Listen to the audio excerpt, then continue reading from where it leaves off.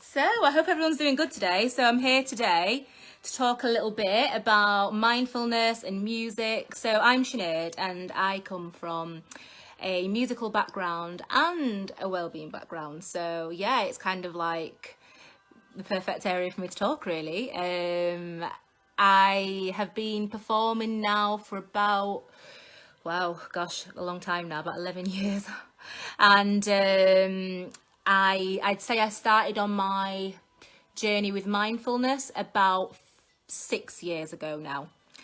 So, you know, it's been a journey, and I've kind of been on a journey of kind of discovering myself, unlearning things that haven't been serving me, and then, yeah, just letting go of limiting beliefs. And it's been especially important for me as a musician, because it's really not the industry to, you know, yeah, when I was kind of letting things get in the way, it really used to give me like anxiety, and I just wasn't enjoying and being present with my time, basically. So I had to really get that in check and start to look at my well-being. So yeah, I've been on quite the journey with that. So I'm going to go a bit more into that, but I just wanted to say who I was. So as an artist, I go under the name of Primora. So I release, it's synth pop music with a bit of R&B vibe in there. So it's all on Spotify and all YouTube and the platforms. So if you do want to find it, I will post links below afterwards. And I also have a company called Conscious Conduit, which is a holistic therapy business. And we focus on energy healing, mindfulness, meditation, tarot reading. So I do a few things. And I just love both of those worlds. So for me, just to be doing both of those things, it's such a pleasure, and I love helping people and just kind of being a signpost, because, you know, it's not about putting myself on a pedestal or anything like that. It's, I kind of see myself as being in service and just being a signpost to signpost people to being their best selves, because we've all got it within us. It's just sometimes we need, you know, just kind of nudging in the right direction. So yeah, it's just about that really for me. And so I'd say about 2 years ago, I was suffering quite badly myself from anxiety, and it was on and off. It had come in waves for me, because I'd be so busy and I'd be really ingrained in kind of achieving, you know, because in my head with the music, I've always taken it very seriously. It was kind of like, you know, I want to break into the commercial industry.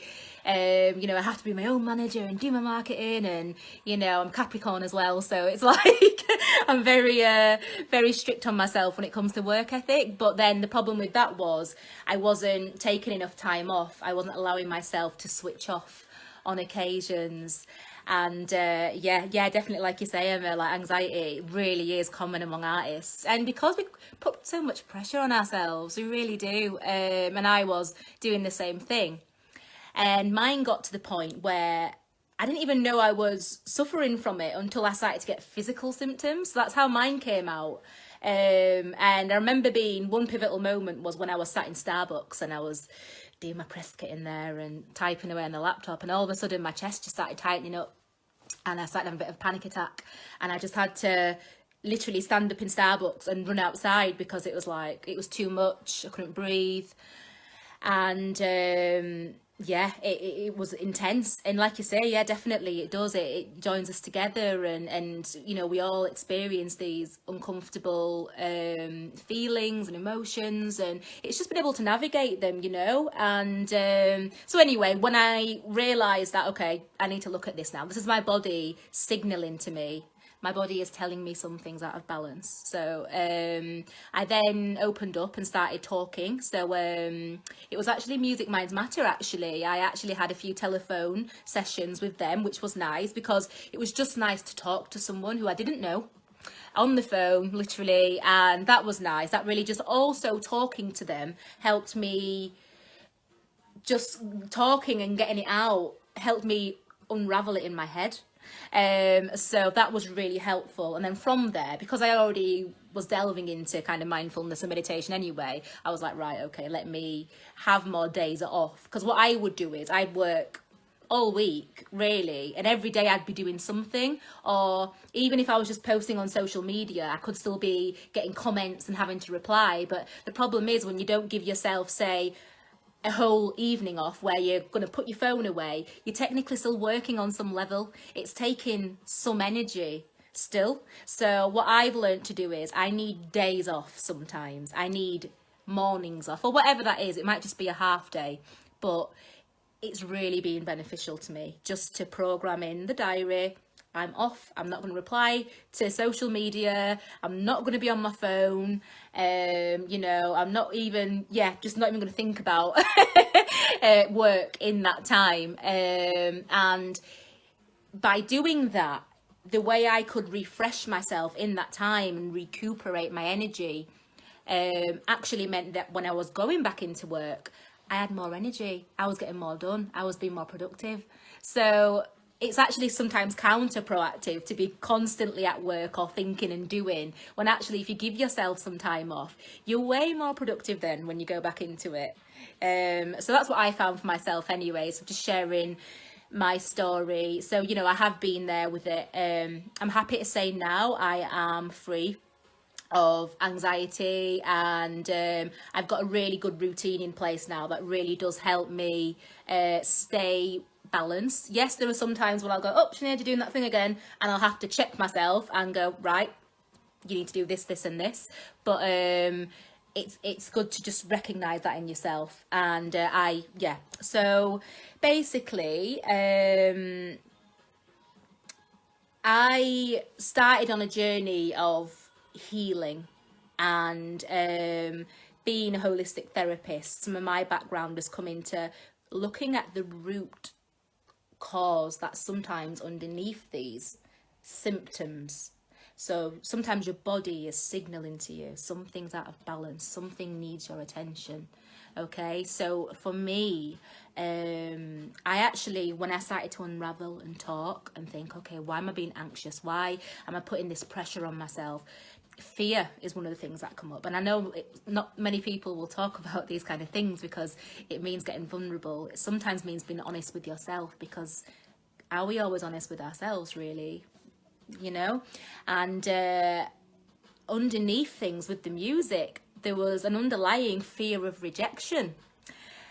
So I was like, oh, okay, this is there, right? I see it now, because I've kind of been talking to people, I've been journaling, I've been kind of doing healing sessions with people. This fear of rejection, it's not going to do me any good being there when I'm trying to pursue a career in what I'm doing in music, because if there's always this underlying fear there and you're worried about what are people going to think of me, and it also might lead, because for me, I was like dimming part of my light as well, because I was like, oh, I don't want to shine too much because people might not take too well to it. And it's like, well, no, because if you've got a gift to share with the world, don't dim your light, so I had to work on, and I say work on because it wasn't done overnight like that. I had to work on eradicating that fear and dealing with it, understanding where it came from. For me, that was childhood. So it meant going back, doing some work with the subconscious mind, meditations,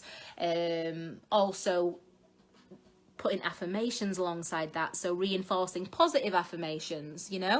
So what I might do now actually is that reading with people as well. Am I are we following? Because I can talk, so I just hope people are following there, and feel free to ask questions as well as we're going along. Thank you, Emma. Yes, it's Primora for the musicians page. Thank you so much. For me, with the holistic background, we do focus on the mind, the body and the spirit. So this is my belief anyway, but I sometimes feel that in Western society and with the way things are, we're a very symptoms-based society. We focus on the symptoms sometimes rather than the cure and the root cause. So when I was saying I was going back to unravel my fear of rejection and these childhood things and stories that I had, which were sabotaging me in the present, by eradicating and healing them and rewriting those stories into more positive ones, it's liberated me. It's meant that I'm not suffering from the same mind chatter as I used to be, and fear or holding back. So that was looking at the root rather than addressing the symptoms. Yes, it's wonderful to have coping mechanisms. Yes, it's wonderful to know breathing meditations, to use aromatherapy in the moment to calm us down, of course, because while we're in it, it's tough, and I have so much compassion for anyone that is currently suffering with any kind of mental health problems, anxiety, depression.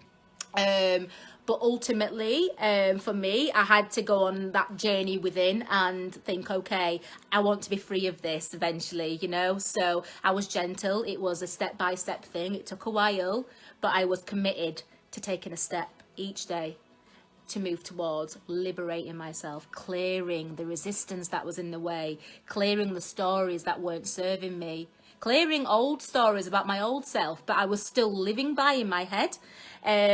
So yeah, what I might do actually is just talk a bit about what I might do in a day and some of the things that I did use to help. Number one, which I've mentioned already, was to talk to someone.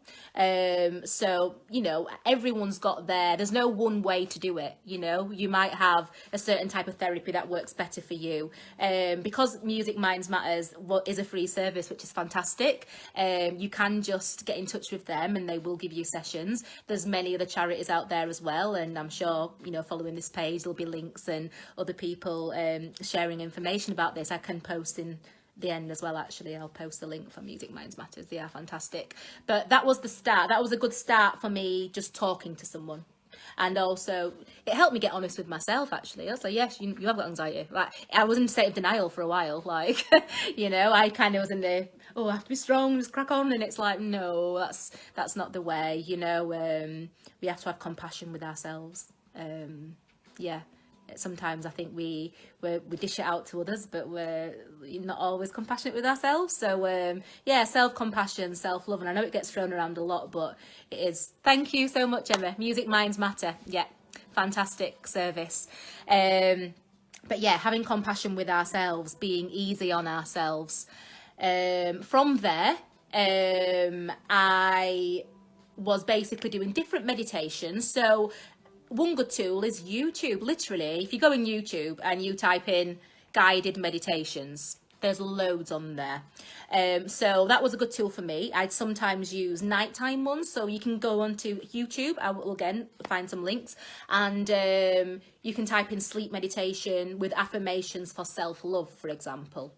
And there'll be like 8-hour-long YouTube videos, and you can fall asleep with them on. They actually have binaural beats and frequencies in them, which are frequencies that basically tune you to a loving frequency. They relax you in the night, and when you're basically going to sleep, it basically can penetrate your subconscious mind. So it's helping to penetrate that part of the mind that is harder to access, but actually has more control over your everyday actions in your life. It's like the iceberg kind of metaphor that I often use. If you think about the iceberg above the water, and that being your conscious mind, now your subconscious might be 90% of what governs your life, basically, but it's what you don't notice, what you don't see. It's like the unconscious, but actually counts for so much. So in order to penetrate that, there's different ways like hypnotism, meditation, but it is good to start to delve into that, because that's how you make the real changes. So for me, the sleep meditations are fantastic. Also, you know, if there's groups you can join, or a tutor or something like that, that is wonderful. Someone who can do some meditation with you. Definitely. Thank you, Sophie Johnson. You find meditation quite hard as your mind wanders. Yes, because I was going to get onto that, because I hear so many people saying, oh, it's not for me, my mind wanders when I'm meditating. There is a style for everybody, and I'm such a big believer in that. And yes, Chloe Lunn as well, you're going to check that out. Thank you so much. So one good style of meditation to use if your mind wanders is breath work. Now, breath work means that you're meditating through actually doing something. So I would 100% say, Sophie, try breath work, because when you're doing breath work, it's hard to let your mind wander because you're focusing on your breath. So it's not allowing your mind to wander. And what you'll actually find is the more you practice it, you'll actually reach states where you're like, wow, I feel so in my body. I feel so present. And yeah, I would say 100% breath work. That's my to-go-to meditation for people who struggle with their mind wandering. And it's also a practice. The more you do it, the more you get into it, the easier it'll get. It's like practicing a muscle, isn't it? Like, I'd always say, if you're a bodybuilder, if you read a book on bodybuilding but don't actually go do it in the gym, you're not going to become good at it. You can read all about it, but it's practice and just giving yourself the time. And even if it's 10 minutes in the morning or 10 minutes before you go to bed, it's better than nothing. So yeah, breath work. Wim Hof is another great example of that. He also does cold showers. So that's another really good way to kind of get you in your body. So check out Wim Hof. He integrates breath work with cold showers, and wow, it can really help you get your mind present and in the moment. You're so welcome. You're so welcome. But there's many different styles. This is what I mean. Like there's sometimes this myth that meditation means like having your incense on and sitting cross-legged like this, and it really doesn't. Like, one form of me meditating, sometimes when I'm really stressed, I go for a run and I've got a certain playlist I put on, and then when I'm halfway through, I'll stop somewhere nice with a tree or somewhere with a nice view, and I'll just stop and take some deep breaths, and that is a form of meditating. And literally, I've never come back off a run and gone, do you know what, I regret that. I always feel 10 times better. So yeah, there's so many ways. Wim Hof ran a good breathing exercise with Joss Stone on her new podcast. Amazing. Thank you so much for letting us know, Chloe.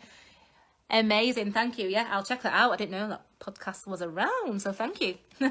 Yeah, so yeah, there's great podcasts out there. Another thing I do in the morning is gratitude journal.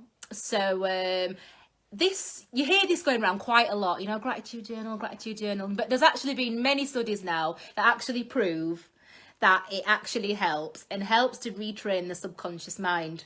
So literally, rather than picking my phone up first thing in the morning and going and checking myself, which is like the worst thing you could possibly do, especially at the start of your day, is I have a notebook, I have it beside my bed ready, just so that I'm going to turn over, pick up my pen, and I just, for 10 minutes, I just write everything I'm grateful for. And every single morning, and literally, I have started to see the change in myself. Because sometimes, as humans, sometimes we'll look for all the things to be, worried about and fearful. And I get it. We live in a world, and there's a lot going on right now, especially now with, the coronavirus and everything that's happening in the world. But it's really good just think, what do I have to be grateful for?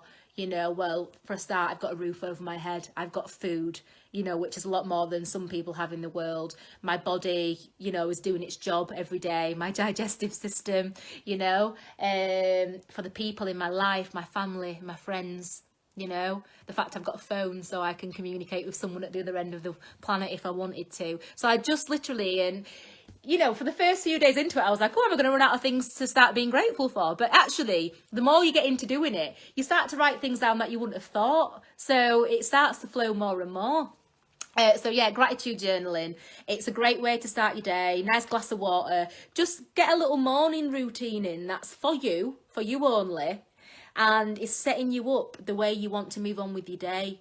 And I also think, even if it means getting up 15 minutes earlier, right, and I have a little thing I say to myself when I want to stay in bed and put that snooze alarm on. I always say, mind over mattress. And that's what I've even got it in my notes on my alarm. It says mind over mattress, and it has like little exclamation marks to like tell me to get up out of bed, because I know when I've took that 15 minutes, I'm running the day rather than the day running me, because I've taken that time at the start of the day for myself. So mind over mattress. That's a good one for a morning. I've started getting up quite a lot earlier now. I aim for 5 actually. Now, I'm not saying everyone has to get up at 5 in the morning, because I know it's a very early start.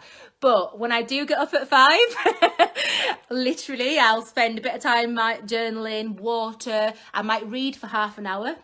learn something. So I might listen to a podcast or something educational, and then I might do a bit of stretching or a bit of yoga. So it gives me a good hour or an hour and a half to just have the start of the day for me. Now, sometimes that's 6, so I don't always do 5.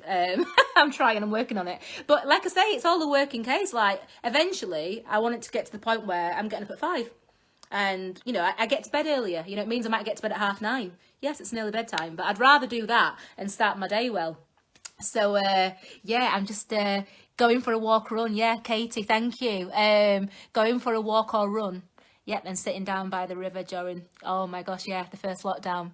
Yeah, see, water is so, just the sound of water, isn't it? And also for women as well, water's a beautiful element to connect with, because it also links to our emotions and letting go and releasing. So that's one thing I'd suggest. And not just for women, for men too. I don't want to be sexist or anything, you know, for men as well. But yeah, as women, we are very in tune with our emotions and that kind of thing. So sometimes just going to a body of water and just putting your hands in and just going, taking a deep breath and saying, what can I let go of today? And just letting your shoulders drop and, you know, and sometimes that could be having a bath and, you know, and putting salts in.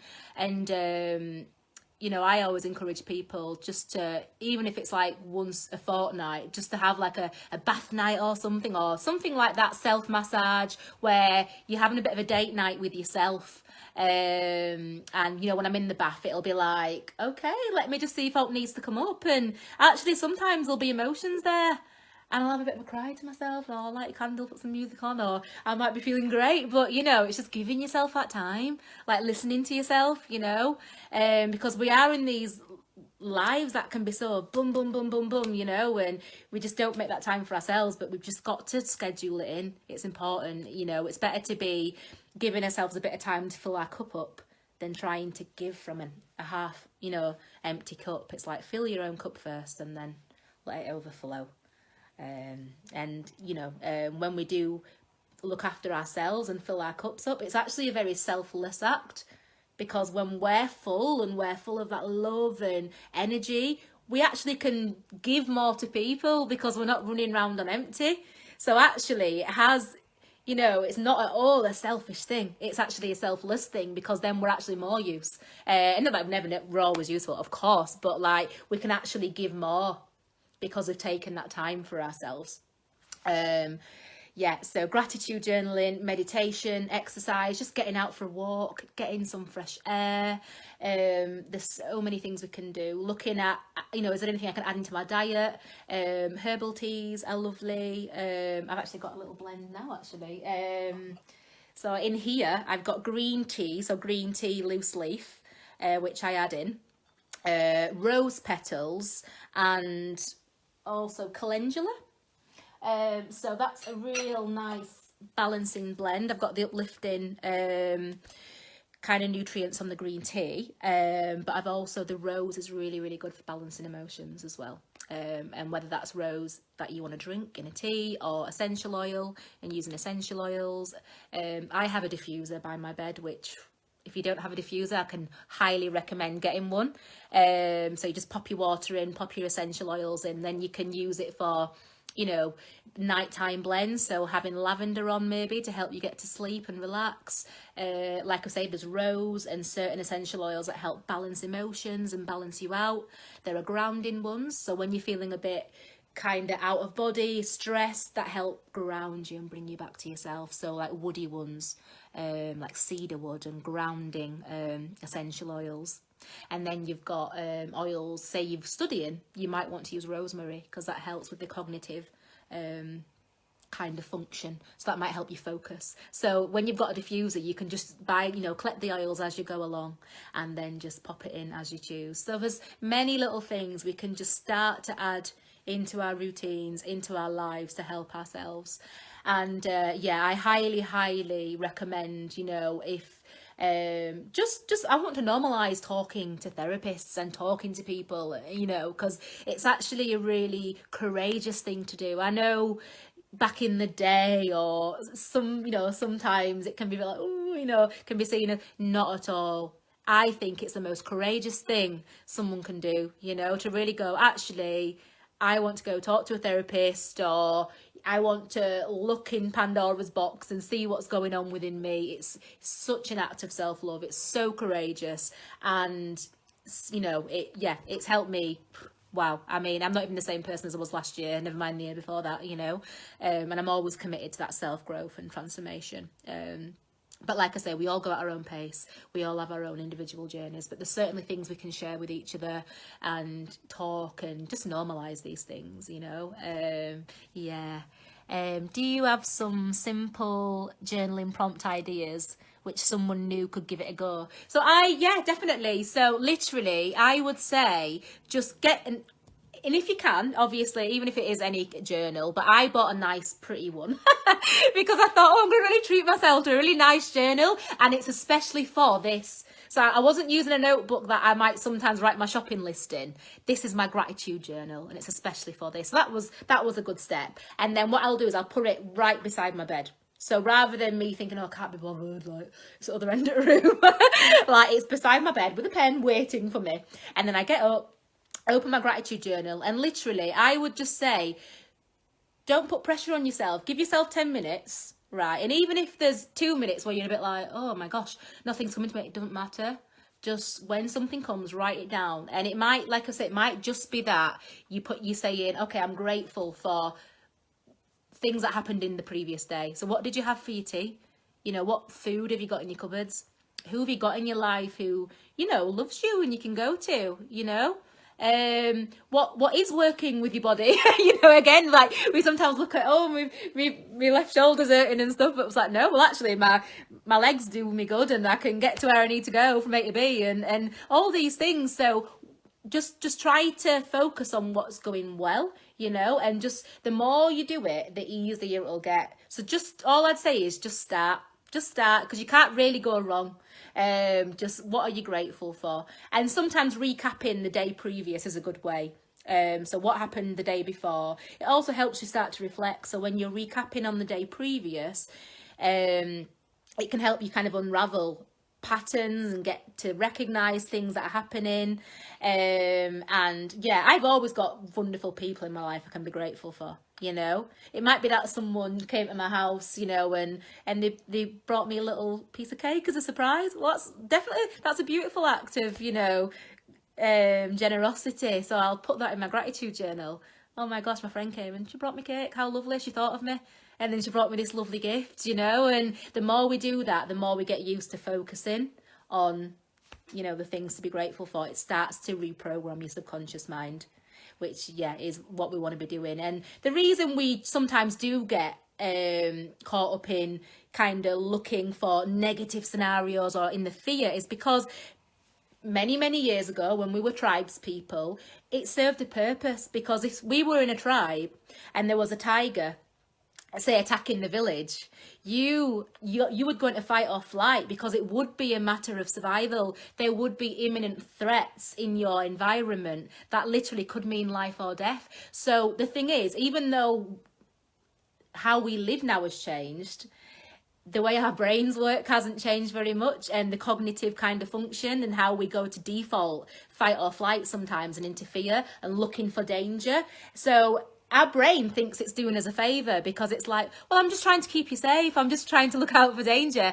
Great. We can have compassion with ourselves. I see you're trying to keep me. I'll have a dialogue with myself sometimes, when I'm kind of focusing on fear. But in the way we live now, majority of the time, often I am safe when I'm sat in my bedroom. So I don't need to be worrying about actually how that person's going to think of me next week in that meeting. That's not serving me right now in the present. It's just robbing me of my present, actually. So if I can start to retrain my brain to look for the positive, you're basically changing that function, basically, and starting to retrain it in a different direction. So you've got a different default. So yeah, it's like I say, it served a purpose. And fight or flight can be, in some scenarios good for us, but it's not good to always be in fight or flight. So sometimes when we have got anxiety, our body's in a constant state of fight or flight. The problem then is our nervous system can't function and do its job properly. It can lead to further illnesses. So basically, it's just about balancing ourselves out to understand,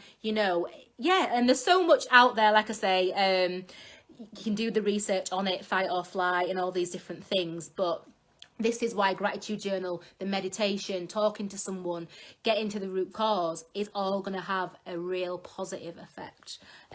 So yeah, I hope that makes sense. And let's just, you said, yeah, exactly, the science behind panic attacks. It's your body trying, but yeah, it's your body trying to protect itself.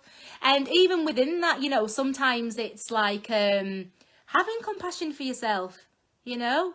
And I will literally sometimes have a dialogue with my mind sometimes and be like, okay, like in this moment, actually, you are safe, but thank you. Thank you for doing that job, because I understand you're just trying to keep me safe. Thank you. But right now, it is okay. And self-soothing is something that in my company, Conscious Conduit, is something that I do and I teach in the sessions, is being able to self-soothe, because it's a great tool to have. So when we do go into these kind of stages of fight or flight, or someone has triggered us, or we're relying on someone else to say fill us, and or you know, becoming dependent on another, it's really good to know how to self-soothe, how to listen to your own inner child and soothe that little girl who just wants to feel worthy or feel loved. Or it might be that rebellious teenager within inside you who, you know, so all these different things, there are ways that we can self-soothe as well. But this is why I totally advocate like kind of working with people, doing the research. There's books out there, there's so much. I'm just curious of time as well, so I'm just trying to get as much as I can in, but I hope this is helpful. What time is it now? So how long have I been live? Have I been live about...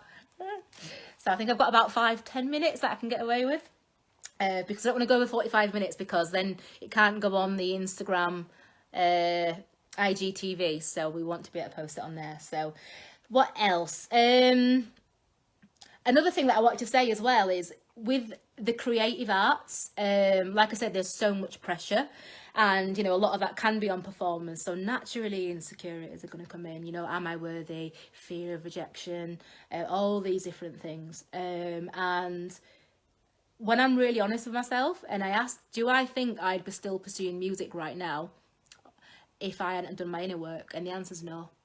There's no way, because I would have let my identity, my ego get in the way, I'd have talked myself out of it, it'd have become too much, or I'd have become poorly, and I wouldn't still be doing it. So it's so important to look after your body, your mental health, your mind, your soul, your spirit, all of it.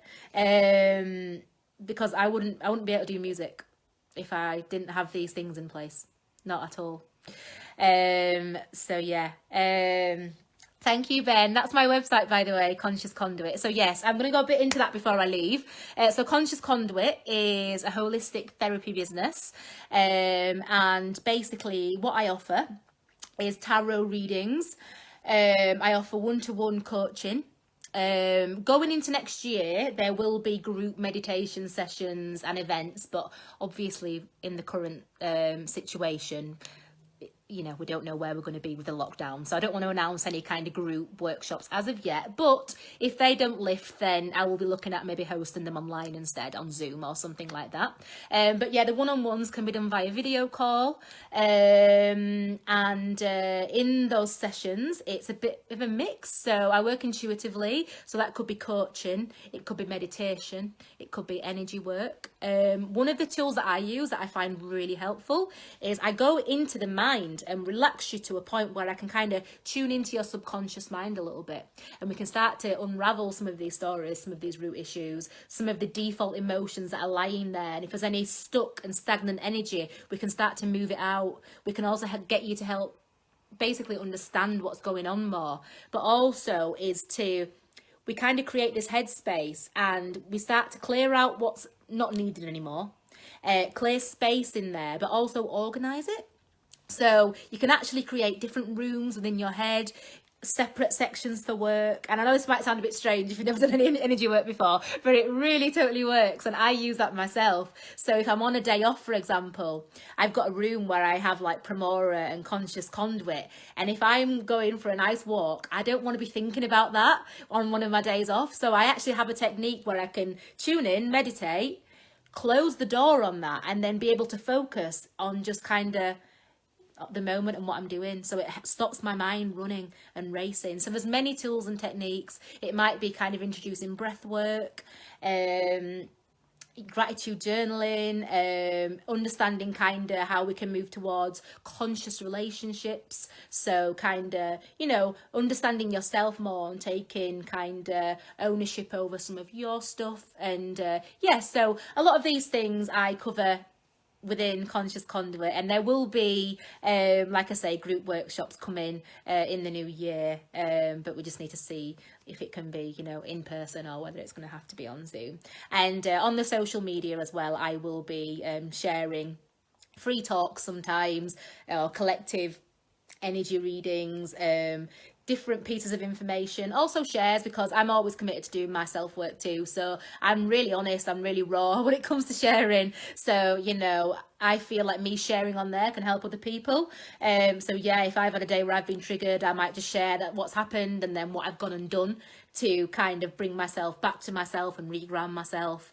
And yeah, so that's Conscious Conduit. So if you are interested in sessions, do get in touch. And I will also be doing vouchers around Christmas time too. So yes, if you've got anyone in mind who could benefit from whether it's a reading or a meditation session, you can actually purchase a voucher for Christmas, which I'll send out in a nice little envelope, and gift it to someone else who maybe wouldn't have bought it for themselves otherwise, or given themselves that time. Because I think sometimes gifting that kind of thing to others can be really nice, and they can kind of choose what service they want to, so it can be catered to their needs as well. What else can I just mention before I go? Yeah, I think that's it really. Has anyone got any last questions before I go off? And like I say, Conscious Conduit and Primora, which is my musicians page, they're both there for a community. And that's basically what we're creating. It's so people can come together. If you want to message me, please do. You know, I'll help in whatever way I can. So it's about having community and creating these spaces like this space right here, which is absolutely fantastic and so amazing to see. And we need more of this, you know, in a world that feels very segregated right now and full of fear. We need unity, we need connection, you know, authentic connection from the heart, you know, and sometimes what we're missing, I think. But yeah. I hope that's okay. Oh, a question. Do you have a main inspiration for the music you create? Oh, do you know what? That's, I'd say, changed over the years. I definitely have influences. Some of which being Shearer, recently Kate Renada, the XX, Neo. So I like the synth pop sound, the spacey, cosmic sound. I'm a bit of a star child. I love the stars and astrology and all those things. I've always been drawn to that since being a little girl. And so the sound wise, I love that. But in terms of having a kind of an underlying motivation, and that's definitely changed as I've grown within myself, it's to be in service. And that is another, actually, really good tip before I go. When you can really shift and ask yourself, why am I doing this actually? What is my purpose? Because when it's not an ego-led purpose, like, I just want everyone to love me, and, you know, I'm not there's anything wrong with that if that's what you're doing it for, great. But that can get you into trouble sometimes. And then when someone, say, doesn't like what you do, which is fine, because everyone has opinion, you can't be everyone's taste, it's probably going to hit you hard, you know. So when you're actually just in service and you're actually thinking, okay, I want to inspire, you know, and one day if I can earn enough, I'd love to open a community centre, which I always said I want to open a community centre in Bradford for underprivileged children. So that's for me is a driving factor to do well, but the outcome isn't, it's for others. Do you see what I mean? So it's like, yeah, it's having those reasons there and really assessing, why am I doing something? What is my purpose? And that for me is being in service ultimately. Yeah, I love to perform. I love to see the smiles on people's faces when I'm doing a music gig. That's all wonderful. But at the core of it, it goes a bit deeper for me. It's, you know, it's about what message am I giving to the world underneath it all. And for me, as we've just been talking in this live session, it'll be feeding some of this through the music. I'm not the kind of person who puts it in people's faces. I don't want to be preaching, but if I can get little seeds out in songs, like in my last music video I was meditating, so even if someone sees that and goes, oh, it kind of plants a seed, meditation, they've seen it in the video. Do you see what I mean? So I'm very subtle with how I do it, but I definitely am purposely planting seeds through the music. There's also binaural beats in the music too, so actually they're quite healing sounds and frequencies when you listen to my songs, but they're also commercial. So it's like, how can we fit the healing into the commercial pop sound? So yes, that's a little bit about the influences, but yeah, it's a really good question, and I think it's really good to be clear on why we're doing something and what is our motivation. Is it coming from like a heart-led place, or is it more of an ego one? Good question to go away with. Yeah. It's getting real. But yes, thank you so much. I can see that the links are in the comments. So Primora is my musicians page, and Conscious Conduit is the holistic therapy page. And thank you everyone who's been on the live. I've really enjoyed this, and yeah. I will see you later. If there's no more questions, then I think we might run over if I go on any more. So yeah, thank you so much.